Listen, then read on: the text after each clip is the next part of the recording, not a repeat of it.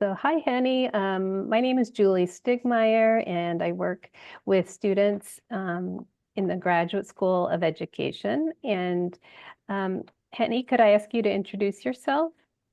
Oh, sure. Hi, everybody. My name is Henny Halim. I am currently working in Concordia at the director of the grant project for the nursing department.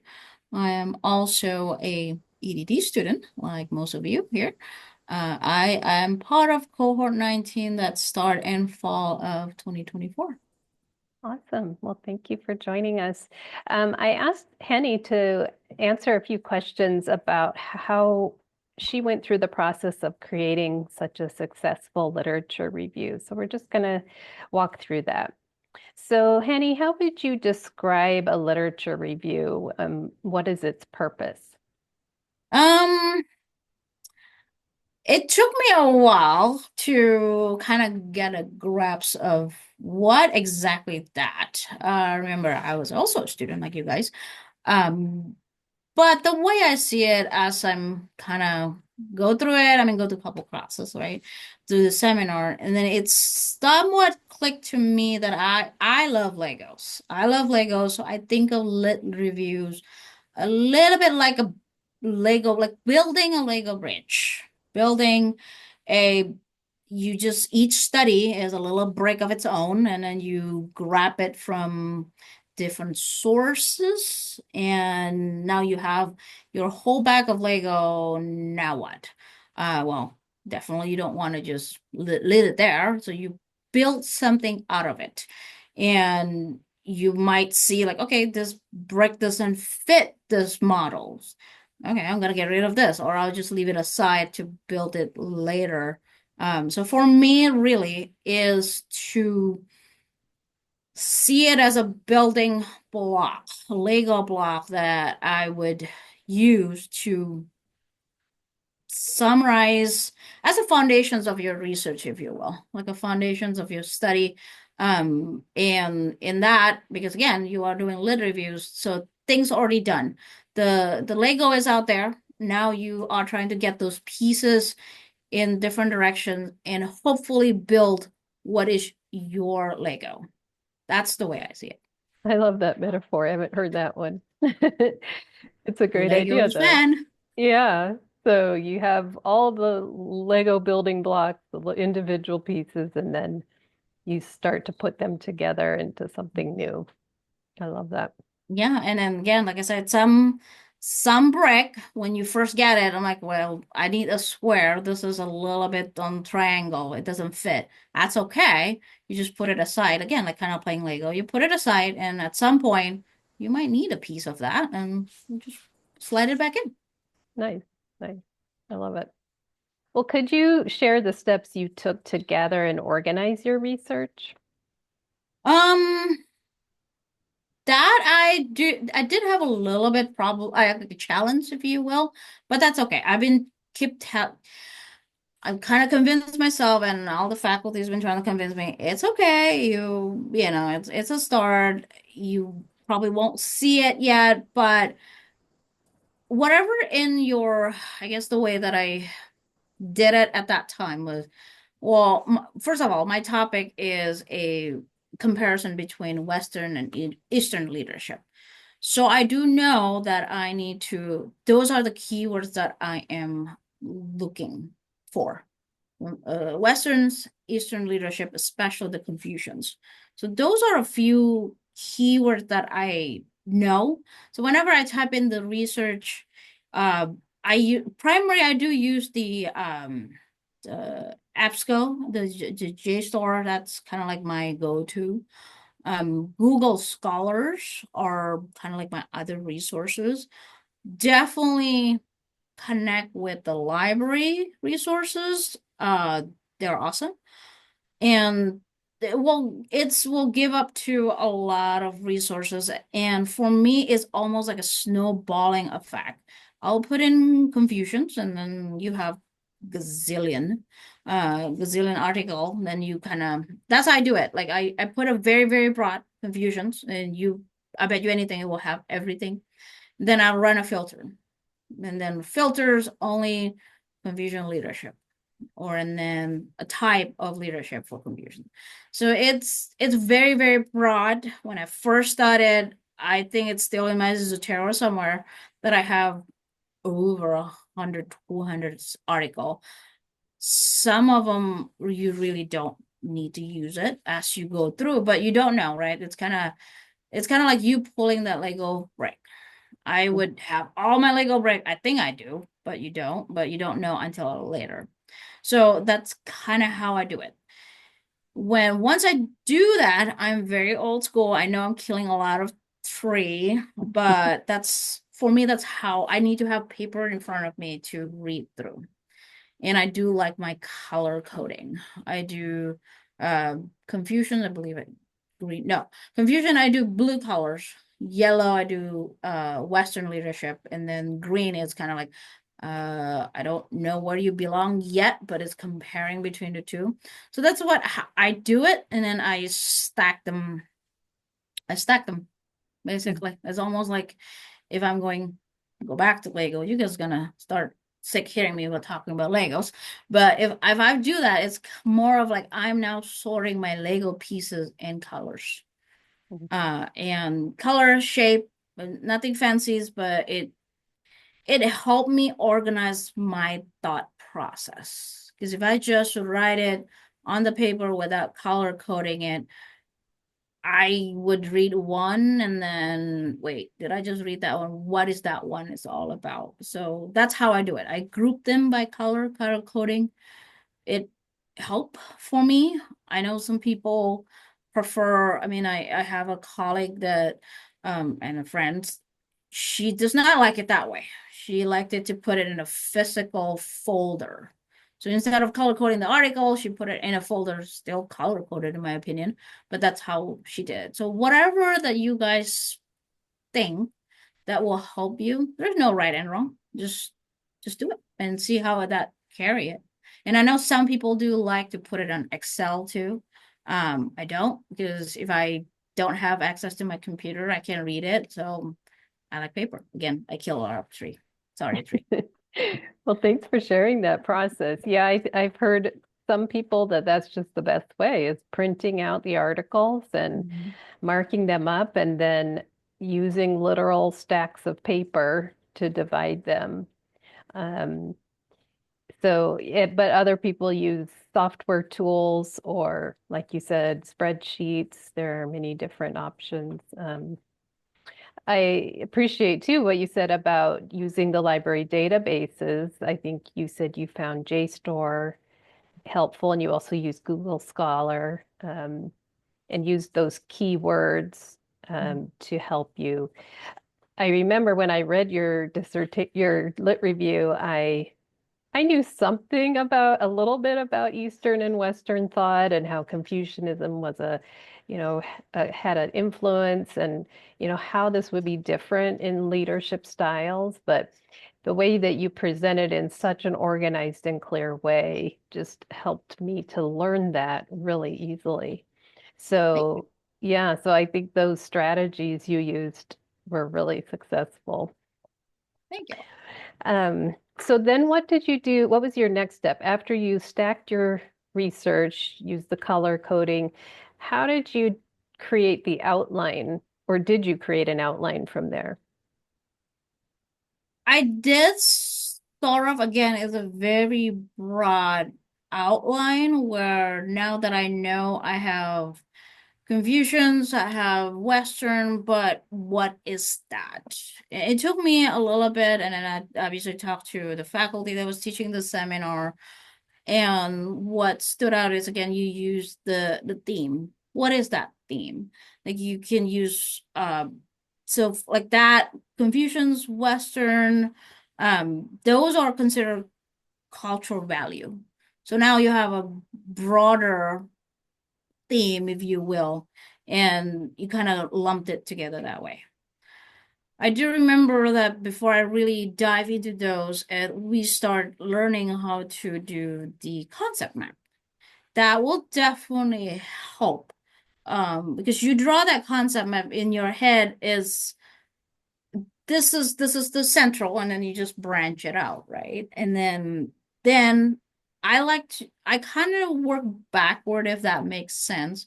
So I don't gather my article and then draw the concept map. I'm kind of like the other way around.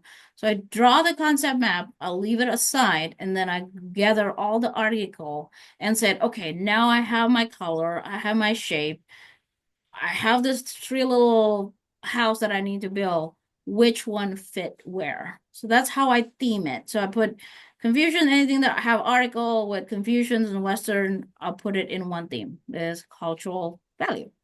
And if I'm looking now, I'm looking at the leadership outcome of it, then it will be communication style, decisions making, that's behavior, leadership behavior. So I kind of lumped it together.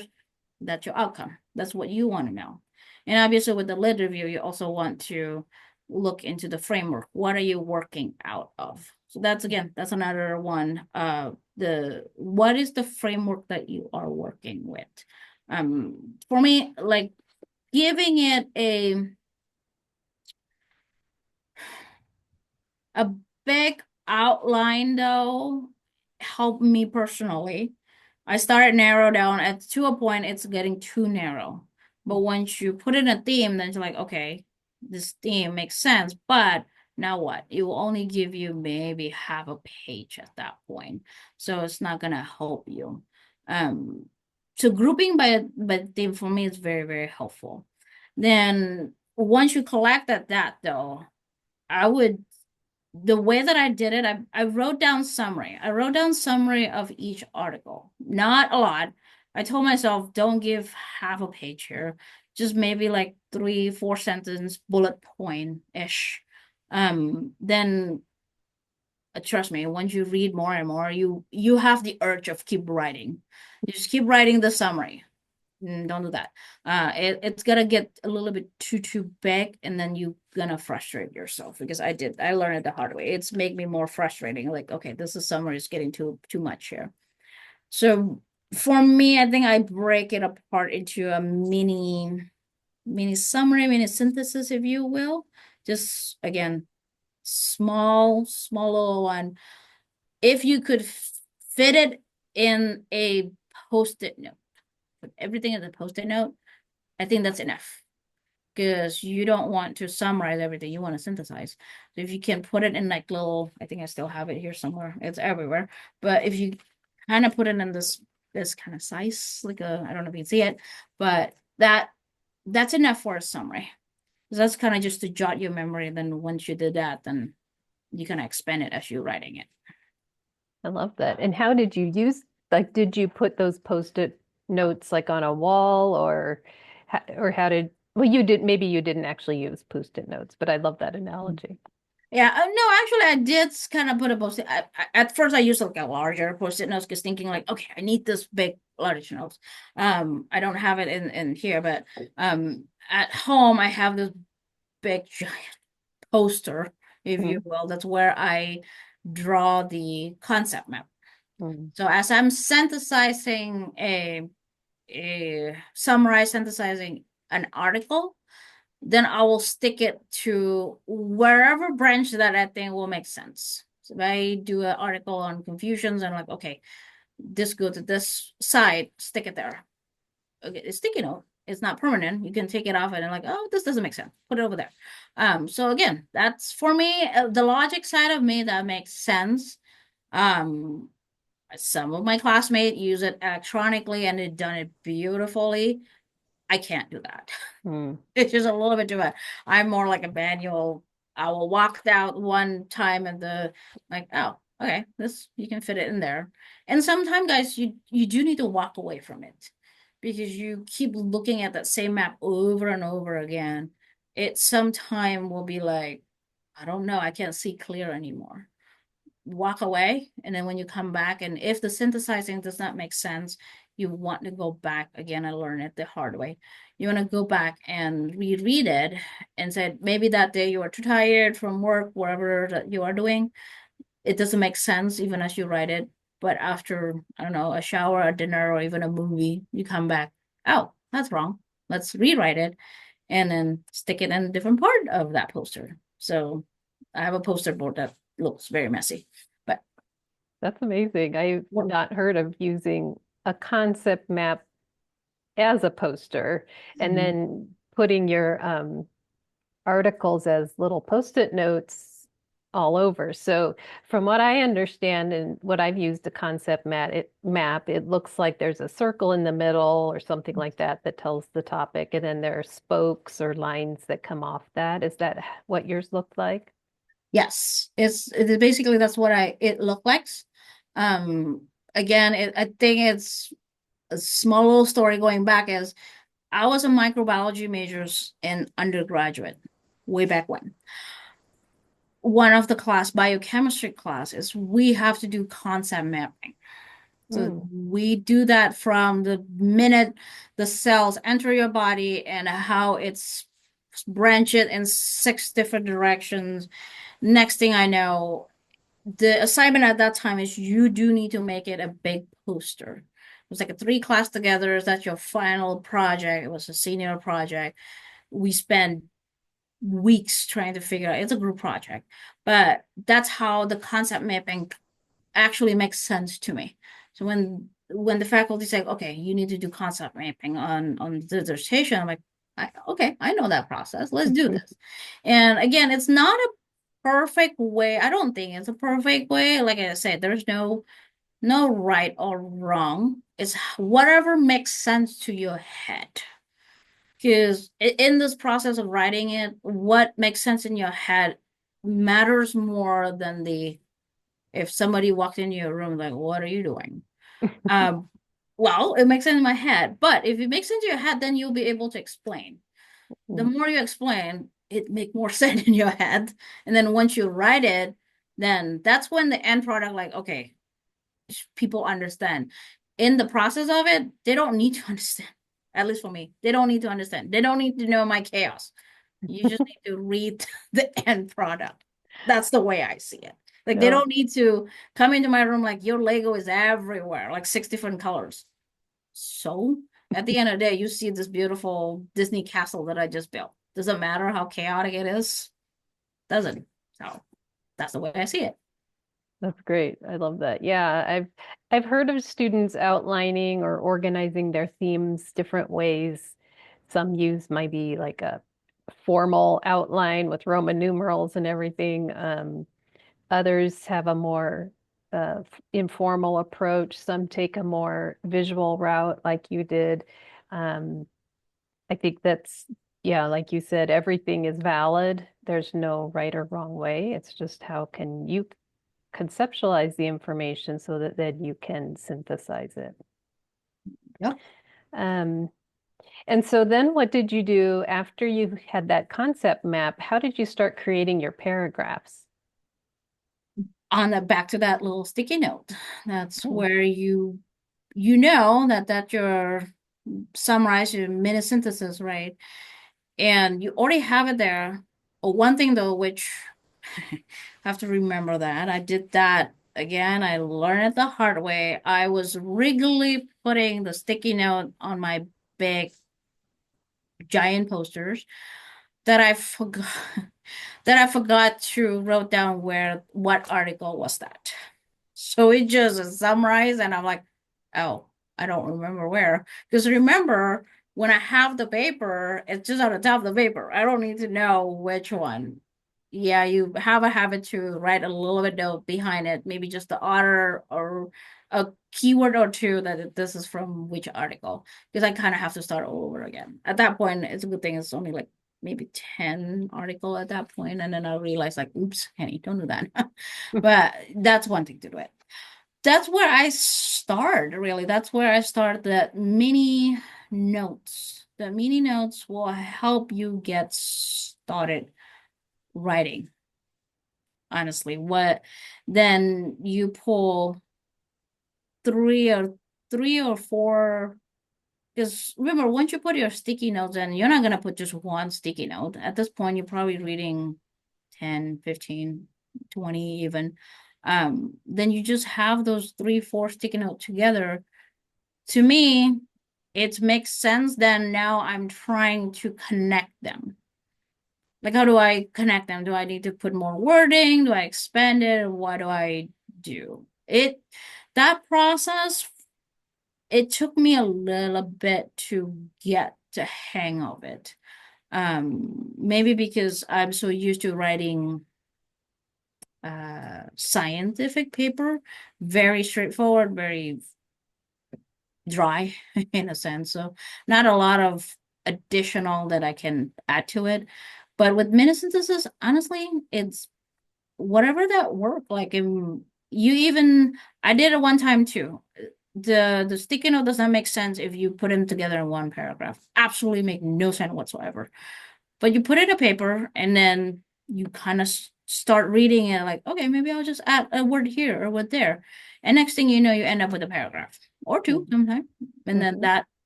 that worked. But that is that a final draft? No. But it is a very rough draft. And then once you get more and more of the sticky note in there, it somehow makes sense. I don't know even how to explain it really. Is when you're staring at it long enough, you're like, oh, I can say it this way or I can say it that way. And sometimes you take kind of idea from whatever that you're reading. So that help. Yeah, that's great. Yeah, while you're reading the articles, you're seeing synthesis Mhm. being modeled, which is helpful because then you can see, oh, now I see how they combine these sources or that kind of thing. Yeah, and sometimes you use the language will especially if you read the article that uh kind of stood out for you, then some of the wording like, oh, okay. And there are time too when the wording come up, say for example, it said this process, blah blah blah. And in my mind, like, okay, this process. What else can I say or explain on that word process that could expand another two or three words and just seeing different like almost cinnamon or yeah, it will help. Yeah, you're doing the process of paraphrasing as Mhm. you're synthesizing. There you go. Yeah, paraphrase. Yeah, it's a type of Mhm. very specific type of paraphrasing. So did you have a goal of a certain number of sources you pulled into each paragraph? Um, on when I first started, no. I think I did most of them. I think I only do two or two. Two is kind of like the most when I first started. But as you read more and more, though, because again, some of your topics are well researched. For me, I think my topic has been sort of well researched, but in individual way, if you will. So they are just talking solely on Western or solely on Eastern, combining it not so much so yet. But as you write, I have to read more and more. It will come to you again. My concept of sticky note is because okay, this will go here, this will go there. It will grow. I don't know if that makes sense, but your reference will naturally grow. Hmm. What started with two or three, and then you end up with, oh, this worked too, and then you end up with like four or five. It's great. Like naturally, you don't have to go back and look for it. But there are some paragraphs that I think I only have one Hmm. or two, and then so again, it's depending on your chair. Sometimes two is it's okay because you have the rest of it have like four or five. Um, I think I know like my chair is definitely her his idea is like don't just have one sources for one paragraph. That doesn't make sense. Um at the beginning the one of the challenges that I kind of have is well, I don't know what articles should I read anymore. It doesn't make sense to me. Like I do my research and it doesn't make sense. So one of the faculty, if some of you have Dr. Brenton already, what she said, like, well, go back to their reference and go from there and build it at that. Be careful, it might get you in the rabbit hole, but that's one way to do it. That's the article. You're stuck. Well, go to their reference and see if you can pull a few or two. So I think again, the multiple is it's hard to hard to explain where how it come naturally. It's like, yeah, it sounds good because you already done it. Well, not really. I was struggling with it too. But again, as you read more and more, it will come. And when you put more and more sticky note and like, oh, I forgot about this, I forgot about that. And you just build it that way. And I have like I lost count how many drive I have. But so that's built. Again, back to my Lego thing, and this block doesn't work. Maybe a different color block. It looks similar, but it will do anyway. And the next thing you know, this little piece of foundations have like 17 different little blocks. That work. Yeah, that's awesome. Um, So we've talked about synthesizing at like a big level where you're just dividing up your Legos into colors and then creating on that concept map how where the sticky notes may go in separate sections. And then you're talking about paragraphs. At the sentence level, did you find that multiple citations were useful, where you had many different researchers in the citation? Yes and no. It could be overwhelmed to have too many in a sentence or two. Because now you kind of question yourself, wait, did I just pull word from every single article and then just put them together as a sentence? Cause I have that feeling too. It's like, okay, this doesn't helpful. Does that make sense when you string the word together? It doesn't sound like something that I would write or something I would say. Mhm, Because you have so many resources. It's all great, but now you almost lose your train of thought. Some are just a fact. I think, let me put it this way. When I was doing the framework, yes, it makes sense because framework is already there. It's well researched. There's not much you can do on paraphrasing, and it doesn't make sense, but it is make sense because that is your foundation. This doesn't matter. But when you got to a little bit more of now you essentially the confusions just it by itself, if you have too many in a sentence, again, I start questioning, wait, that doesn't sound like a sentence I would write. But it is mhm, a paraphrasing, but it's just too much. So for me, I think I did find a balance. I think I'm still finding the balance. And in a paragraph, multiple resources, yes, it's definitely helpful for me. But if it's one sentence, I'd rather not, depending where it is, depending where it mhm. is, I should say, depending where is it in the sections. Having too much doesn't always translate to be better. No, that's great nuance. Yeah. I find that it's often easier to use multiple citations for like a definition or like a broad, really broad statement. And then you kind of follow that with more specific statements or findings from individual research studies. Um, so, well, thank you. Is there anything else you'd like to share that helped you as you're working through synthesis and chapter two? Um, you're gonna hit a lot of writer blocks, which I did. Absolutely writer blocks. And sometime I did walk away from lit reviews. I think at the longest is about a week. And then just come back to that big giant concept map again. Again, however you do it online, you do it my way, like the manual way. There are times that you will hit a block, which I did. Every now and then I will hit like a small block. I'm like, okay, I'm too tired. It's 9 o'clock, go to bed. But there are times that I don't know what I'm doing anymore. It doesn't make sense, and especially when I got to page, I think it was like 2025. Then I start questioning, I don't remember what I wrote and when. Am I repeating myself? Do I need to redo this? But I don't want to go back and rewrite it and then mess it up all again. So you will have that writer block. At that point, though, for me, I think I'm looking at the computer too long or whatever that is, researching article, it's tiring, it's writing block.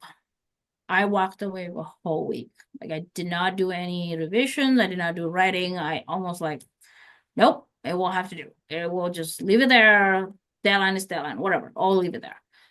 And when you come back, more fresh mind, it will help. I think that's a little bit more of my tips of doing it. It's okay to walk away. I did not believe it when the faculty said the first semesters. It's okay to walk away. I'm like, I don't think so. You have deadline. I need to meet my deadline, right? But as you go through the process more and more into that, and you're like, yeah, it is good. It's good to walk. It's good to walk away and then come back later. Some of you might not take a week. Some of you might only take 2 or 3 days, or you probably like reading an article or inspired by a conversation with a colleague, and you're like, oh, okay, that makes sense. I'm gonna go back and redo. Great. It happened to me. A week. So that's a That's a little tip. great tip. Yeah, that's a wonderful tip. Really great strategy. Thank you for sharing your process, Of Henny. It's course. really helpful. Of course.